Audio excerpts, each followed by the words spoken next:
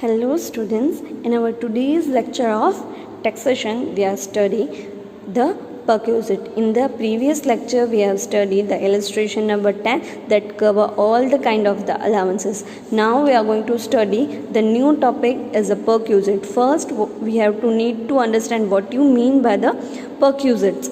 It is also known as perks. In the short form, perquisite short form is perks. Any additional benefit paid or allowed to the person because of his position in the office to the additional wages, it is called perquisite, popularly known as a perk. इसका मतलब क्या है? आपकी office में position के हिसाब से अगर सैलरी में कोई भी एडिशनल बेनिफिट मिलता है उसे हम परक्विजिट कहते हैं. वो कैश में भी हो सकता है, वो काइंड में भी हो सकता है. जैसे फॉर एग्जांपल बहुत सारी कंपनियां होती है, वो रहने के लिए आपको हाउस देती हैं, आपके लिए पर्सनल कार भी देती है, एडिशनल इक्विपमेंट्स भी देती है, जैसे कि लैपटॉप देती है. वो पोजीशन के हिसाब से बहुत सारी फैसिलिटीज़ एम्प्लॉयर एम्प्लॉई को देता है. जैसे बड़ी बड़ी एमएनसी कंपनी में दिया जाता है, जैसे कि रेंट फ्री अकोमोडेशन दे दिया, यानी कि रहने के लिए क्वार्टर दे दिए, रहने के लिए घर दे दिया, उसके सर्वेंट भी होते हैं, उसको पर्सनल व्हीकल भी देता है. वो सारी की सारी एडिशनल बेनिफिट अगर एम्प्लॉयर की तरफ से एम्प्लॉई को मिलते हैं उसे हम परक्विजिट बोलते हैं. तो उसके हिसाब से परक्विजिट कौन कौन सी चीज़ें आती हैं और उसके हिसाब से भी उसको टैक्स पे करना पड़ता है. तो कौन कौन से परक्विजिट पे उसको टैक्स पे करना पड़ेगा, कौन कौन सी परक्विजिट पे उसको टैक्स नहीं पे करना पड़ेगा, वो हम इस चैप्टर में या इस टॉपिक में पढ़ेंगे. Let's move further. For example, if an officer is given a free housing accommodation or a car is provided to him by an employer, then such facilities are called perquisite, जो मैंने अभी ही आपको समझाया.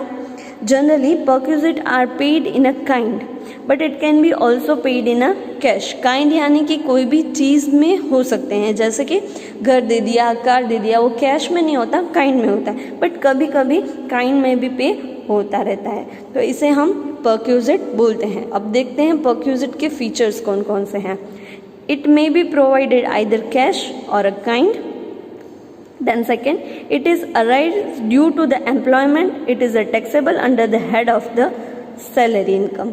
So अगर employer और employee का relationship है और उसके हिसाब से कोई भी अगर बेनिफिट मिल रहे हैं तो वो आएगा सैलरी इनकम में. अगर कोई भी एडिशनल परक्विजिट मिलता है on the because of the profession, तो वो किस में आएगा? Profit and gain from the business or profession. अगर प्रोफेशन के हिसाब से उसको दिया जाता है तो उसके हिसाब से हम इनकम ऐड करेंगे in the heads of profit and gain from the business or profession, right.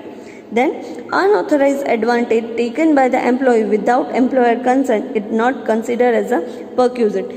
Unauthorised advantage यानी कि उसने एडवांटेज नहीं मिला है, उसने धोखे से वो एडवांटेज ले लिया है, ठीक है, तो उसे हम परक्विजिट नहीं बोलेंगे, क्योंकि वो डिक्लेयर ही नहीं करेगा कि ये मैंने धोखे से लिया है, दैट इज़ अनऑथराइज्ड और व्हाट, राइट. सो वो हम परक्विजिट में कंसिडर नहीं करेंगे. Then reimbursement of the expense incurred for the official purpose it not a perquisite. वो ऑफिशियल पर्पस के लिए ही वो यूज़ कर रहा है, ऑफिस के यूज़ में ही है, तो उसे परक्विजिट नहीं बोलेंगे. जैसे ही कोई भी एम्प्लॉई है, उसे कहीं पे रहने के लिए दिया गया है बट वो फुल्ली ऑफिशियल यूज़ के लिए जगह है, ऑफिशियल यूज़ के लिए है, तो उसे हम परक्विजिट नहीं बोलेंगे. Then tax burden of the employee paid by the employer is a perquisite in the hands of the employee whether the payment are contractual or voluntary. उसे कॉन्ट्रेक्चुअल बेनिफिट मिला है या वॉलंटरी उसने बेनिफिट लिए हैं, but ये भी जो सारे परक्विजिट है को किसको टैक्सेबल होंगे? एम्प्लॉई को टैक्सेबल होंगे. एम्प्लॉयर को कभी भी टैक्सेबल नहीं होते हैं, एम्प्लॉई को टैक्सेबल होते हैं. तो ये थी परक्विजिट का मीनिंग और उसके फीचर्स.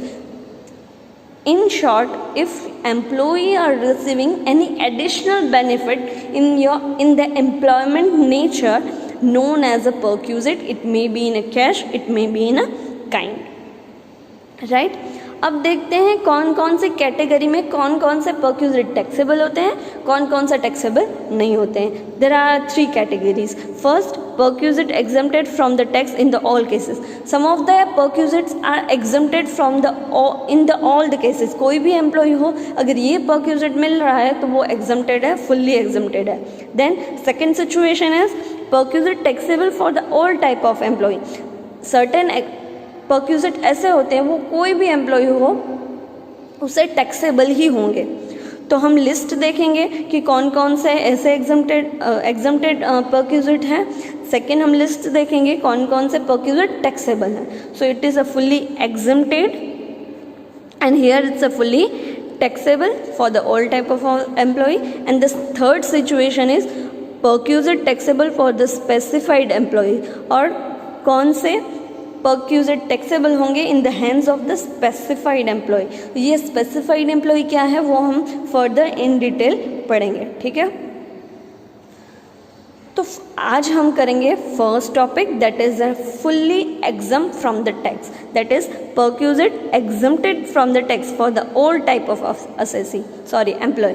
कोई भी एम्प्लॉय हो, चाहे वो गवर्नमेंट एम्प्लॉय हो या नॉन गवर्नमेंट एम्प्लॉय हो, कोई भी एम्प्लॉय हो, ये सारे परक्यूजिट उसको टैक्स फ्री होंगे in satisfy with the each and every condition. Right, let's start the point number A. Perquisite exempted from the tax for the all type of employees.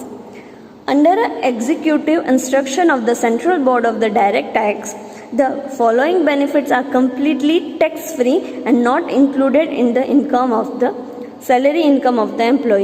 ये सारे के सारे परक्यूजिट टैक्स फ्री हैं और इसमें से कोई भी परक्यूजिट सैलरी इनकम में ऐड नहीं होगा. यानी कि हम स्टेटमेंट में नहीं लिखेंगे, या तो लिखेंगे तो in amount of the taxable we will put nil. Right, तो वन बाय वन हम स्टार्ट करते हैं. First is telephone and mobile provided by the employer to the employee at his resident.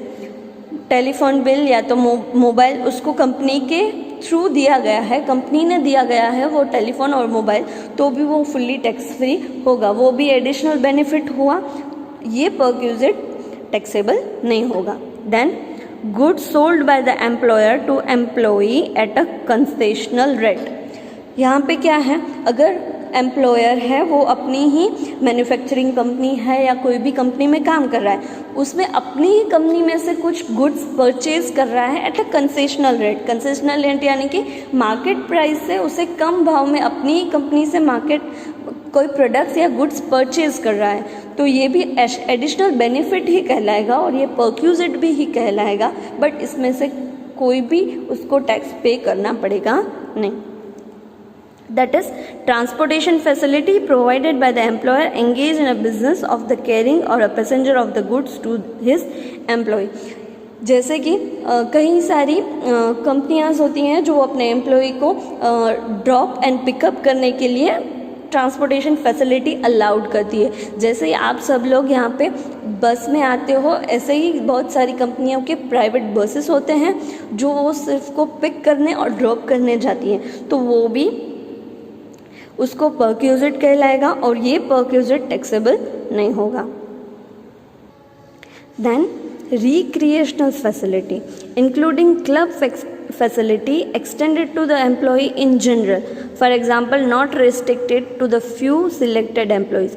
वो कोई भी फ्यू इंडिविजुअल एम्प्लॉय को benefit नहीं दे रहा है. क्लब फैसिलिटी यानी कि सभी एम्प्लॉय को एक साथ कोई भी फैसिलिटी दी जा रही है तो उसे रिक्रिएशनल फैसिलिटी कहते हैं और ये रिक्रिएशनल फैसिलिटी टैक्सेबल नहीं होगी. Right, then point number 5, amounts paid on the employer on the training of the employee or amount paid for the refreshment management course including expense on the boarding and logging.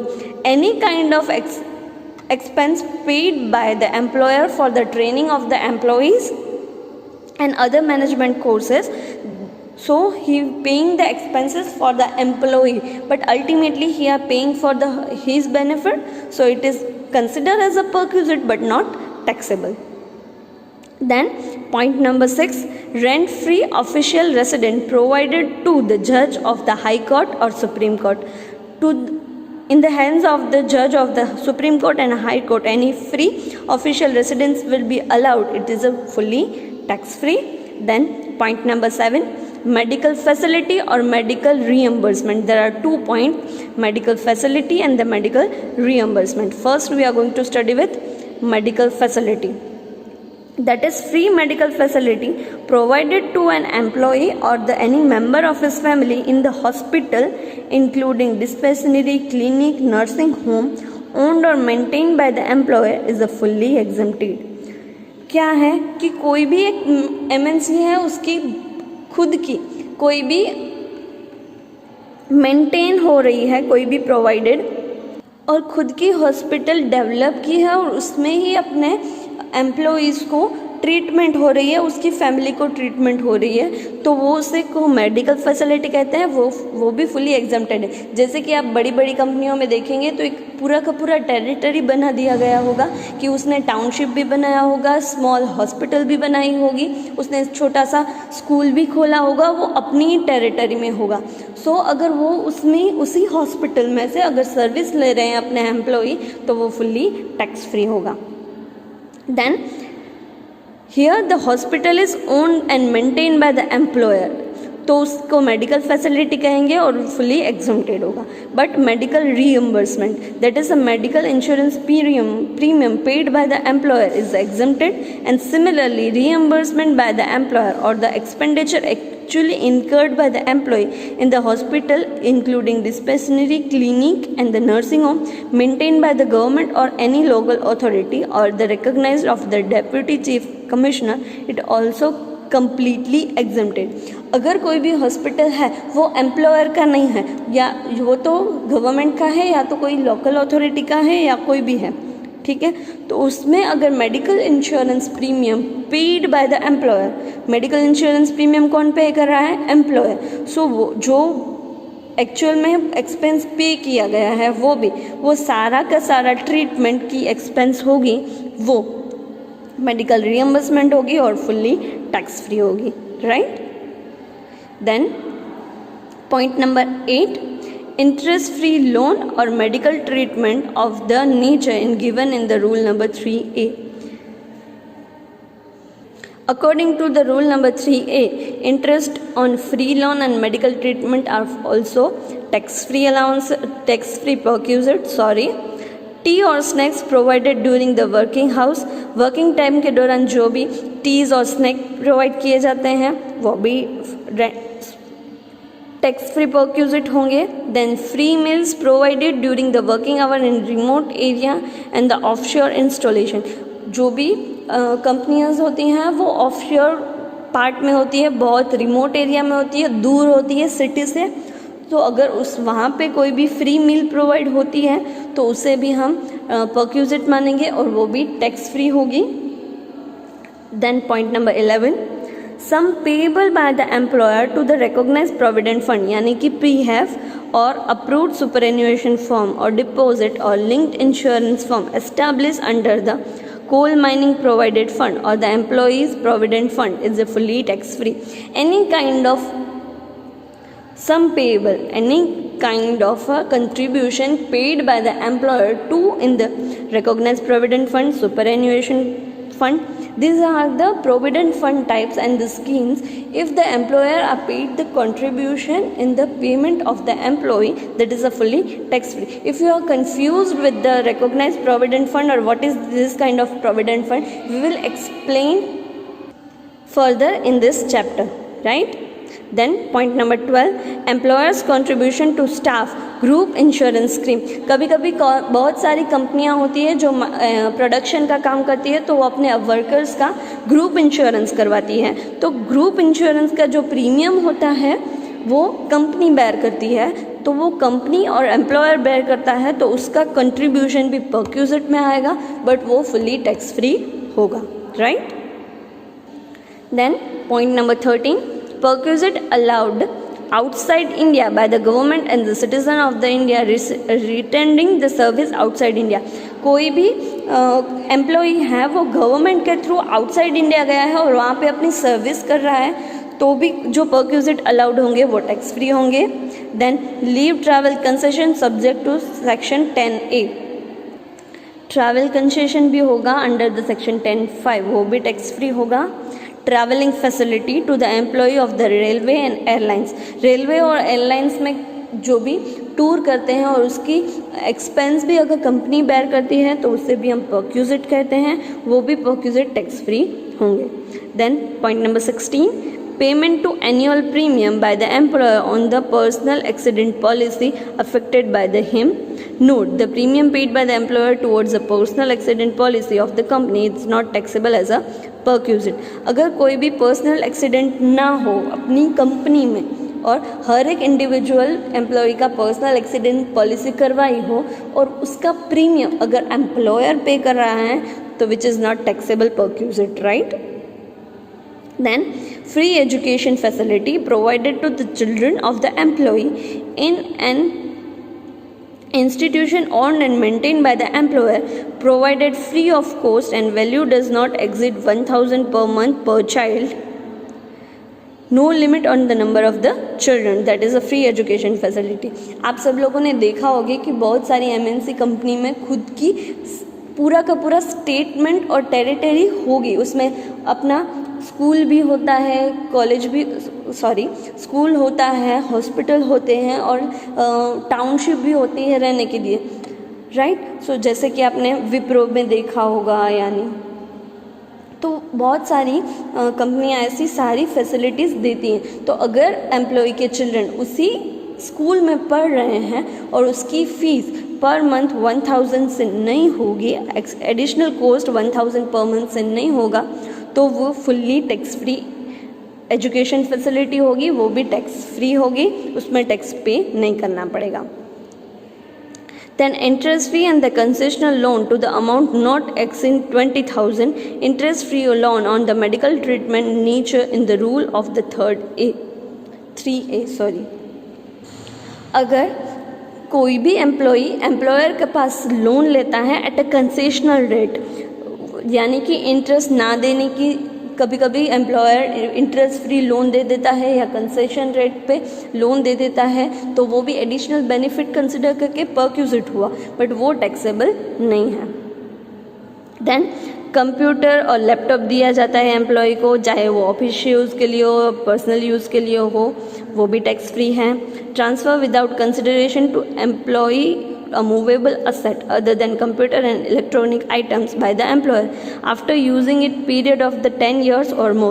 कभी कभी employer की property कभी कभी employ को दे देता है, जैसे कि 10 साल कोई प्रॉपर्टी यूज़ हुई है, अब उसकी ज़रूरत एम्प्लॉयर को नहीं है, तो वो ऐसे ही अपने एम्प्लॉय को कभी कभी दे देता है, तो उसे भी हम परक्यूजिट कंसिडर करेंगे, which is not taxable. Then rent-free furnished residence including the maintenance provided to the official of the parliament, union minister, leader of the opposition in the parliament। ये सभी चीज़ों को अगर furnished residence यानी कि रहने के लिए हाउस और फ्लैट और बंगलो दिया गया है ये किसी भी ऑफिसर को, तो उसे टैक्स पे नहीं करना पड़ेगा। Then convenience facility provided to the high court जज एंड द सुप्रीम कोर्ट जज, कोई भी फैसिलिटी एक्स्ट्रा फैसिलिटी दी गई है जजेस को, that is a tax free. That is accommodation provided in remote area to the employee working in the mining site और onshore oil exploration site और project exploration site and accommodation provided in the offshore site is a similar nature. कोई भी ऐसी company है जो mining के लिए है या ऑनशोर ऑयल एक्सप्लोरेशन साइट है, प्रोजेक्ट साइट है, जो बहुत ही रिस्क पे काम करते हैं और उसे कोई भी अकोमोडेशन फैसिलिटी प्रोवाइड करती है तो भी वो टैक्स फ्री है। Then periodicals and general required to discharge of the work and then tax on perquisite paid by the employer. कोई भी टैक्स, कोई भी एक्स्ट्रा परक्यूजिट है उसमें से ऑलरेडी टैक्स एम्प्लॉयर ने पे कर दिया है तो भी एम्प्लॉई को टैक्स पे नहीं करना पड़ेगा। तो ये 27 टोटल पॉइंट्स हैं जो परक्यूजिट है उसमें एम्प्लॉई को टैक्स पे नहीं करना पड़ेगा। तो अगर इनमें से कोई भी आपको बेनिफिट मिल रहे हैं, अगर आप एम्प्लॉई बनो तो अगर आपको इनमें से कोई भी बेनिफिट मिल रहे हैं तो इसमें आपको टैक्स पे नहीं करना पड़ेगा, right. Now we are talking about, अगर इस सब में टैक्स पे नहीं करना पड़ेगा तो टैक्स पे किस पे करना पड़ेगा। तो let's see the perquisite taxable for the all type of employees. अब जो हम लिस्ट देखेंगे उसमें ऐसे परक्यूजिट्स होंगे जिस पे हम टैक्स पे करना पड़ेगा। First is rent free accommodation. वो हम ये टॉपिक ख़त्म होने के बाद स्टार्ट वैल्यूएशन ऑफ परक्यूजिट में देखेंगे रेंट फ्री अकोमोडेशन क्या होता है और उसका वैल्यूएशन कैसे होता है और कितना टैक्स पे करना पड़ता है। Then the value of any concession in the rent in the respect of the accommodation provided to the assessee by the employer. अगर कंसेशन रेंट मिल रहा है उसमें रेंट कम देना पड़ रहा है क्योंकि वो एम्प्लॉयर थ्रू हो रहा है तो उसे हम परक्यूजिट बोलेंगे और वो टैक्सेबल होगा। Then point number 3, any sum paid by the employer in respect of the any obligation which is but for the such payment would have been payable by the assessee, for example payment of the employee's income tax, personal debts etc. अगर कोई भी personal expenses पहले employer पे कर रहा है, जैसे कि इनकम टैक्स एम्प्लॉयर ने पे किया है तो वो भी परक्यूजिट होगा, उस पर भी टैक्स पे करना पड़ेगा। Then any sum payable by the employer whether directly through the fund or to the effect of the insurance on the life of the assessee to the effect contact from the annuity, जैसे कि life insurance premium है, कोई भी ऐसा additional payment करता है employer employee के behalf पे तो वो टैक्सेबल होगा in the hands of the employee. Then point number 5, the value of the any specified security or sweat equity share allotted or transferred directly or indirectly by the employer at a concession rate or free of cost। पहले तो समझा देती हूँ कि sweat equity क्या है। जब भी कोई कंपनी होती है वो अपने ही एम्प्लॉई को इक्विटी शेयर अलॉट करती है तो उसे हम स्वेट इक्विटी कहेंगे, और जैसे ही अपनी कंपनी को स्वेट इक्विटी शेयर अलॉट करती है वो कंसेशन रेट पे करेगी या तो फ्री ऑफ कॉस्ट करेगी। तो इस सारे शेयर की वैल्यू होती है वो भी एडिशनल बेनिफिट में आएगी और उसे परक्यूजिट कहा जाएगा और वो परक्यूजिट टैक्सेबल होगा।